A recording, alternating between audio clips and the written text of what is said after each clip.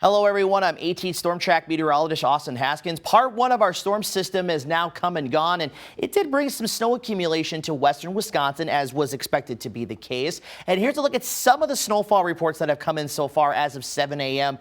on our Wednesday. I do think we're going to have more reports coming in, but so far, Red Wing was the winner at 3 inches. We had 2.3 inches here at the TV station. We had another report in Eau Claire right around 2 inches, inch and a half in Hickston and Black River Falls, and then in Dorchester and Taylor County, snow totals around an inch. And I do expect with other totals coming in, we're going to see them generally in that 1 to 3 inch range. Now, we're continuing to track our system today as it's going to be tracking to the south and west and eventually through the area as the day goes on. But after today, we'll be in a calmer weather pattern and near to slightly below average temperatures expected. We're not going to be, extremely far from average, but we will be slightly below for at least several days, but we'll remain dry at least for the most part.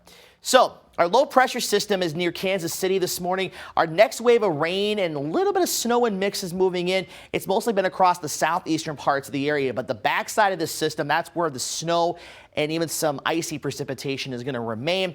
On the warm sector of this system, we've had some severe weather from Kansas City south this morning, and there's going to be a potential significant tornado and severe weather outbreak today, especially as you get down towards Nashville, Memphis, Paducah, Kentucky, those areas. But the severe risk even gets up into parts of southern Wisconsin, too, as the low pressure moves to the north and the warm front does as well.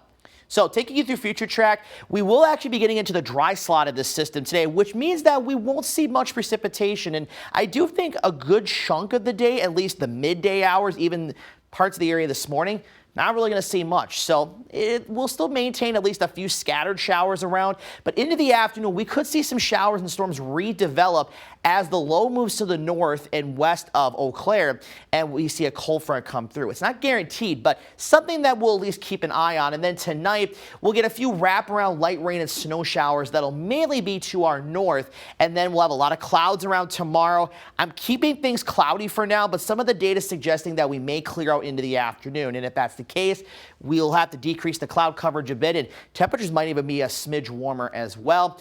And then we'll remain partly cloudy at times into our Thursday night, and then a mixture of clouds and sunshine to mostly cloudy conditions on Friday. Then there may be a sprinkle or two or a brief shower Friday night as a weak cold front comes through. So here's the HRRR model. Also, too, I want to mention, still could see a bit of a mix and some snow to the north and east this morning. Clark and Taylor counties and areas north and east remain under a winter weather advisory through about mid-morning or so. But you see that we'll just have some showers around, maybe some thunderstorms developing into the afternoon hours, and then into this evening again, a couple of sprinkles and light showers lingering around, and then maybe a light rain or snow shower, mainly north of 94 and 29 overnight. But the story overnight tonight will just be the gusty winds persisting. Now, we could see a strong to severe storm or two later this afternoon in areas from near Rochester, Winona, Black River Falls to Marshfield south and east. There's a level 1 out of level 5 risk, and that's south of Prairie du Chien, Boscobel, Lone Rock, and the Dells, it's a level 2 risk. So that's Madison, Milwaukee, and those areas, and the risk even goes higher the farther south you go. But in the area in green, there may be a strong to severe storm or two this afternoon, with hail and gusty winds being the primary threat.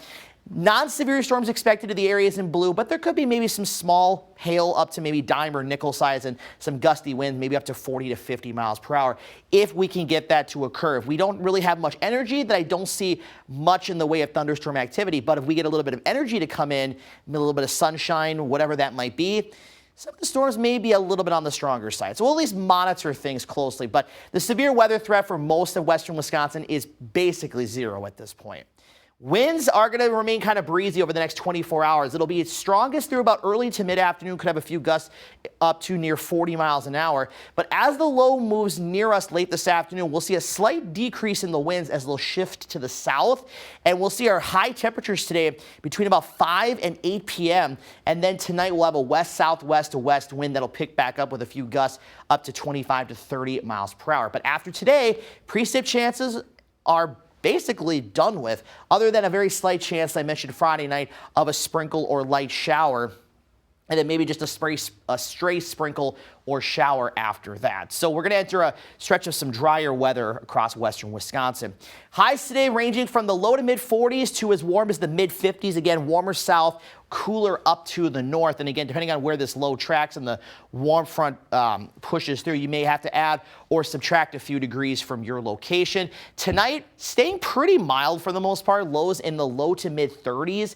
And then we're only looking at highs tomorrow in the mid to upper 40s, maybe touching 50s. You get down south of Highway 10. But then on Friday, we'll be slightly warmer and less breezy. Highs mostly low to mid 50s, a few upper 40s sprinkled in there as well. And these numbers are slightly above average, but the extended forecast does show temperatures are actually going to remain near to even slightly below average. And by Monday of next week, some spots may not even get out of the 30s as we'll see a push of some cooler air settling in. But the good news is we're going to stay pretty quiet beyond that. And there are signs beyond the extended forecast that we could see temperatures trending warmer than average towards the middle of the month.